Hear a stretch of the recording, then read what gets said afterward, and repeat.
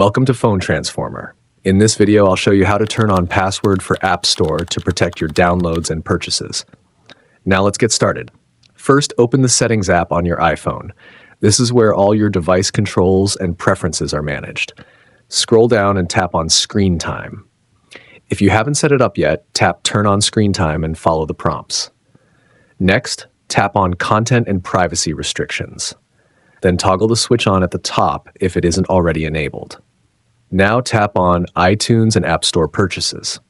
This section controls what kind of access requires a password. Tap on Require Password.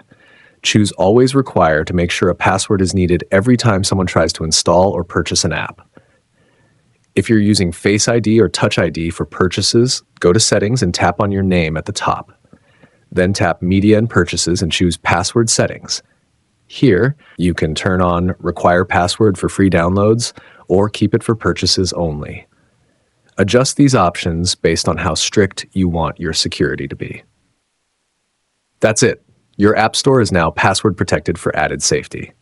Thanks for watching. Don't forget to subscribe to Phone Transformer for more iPhone tips and tricks.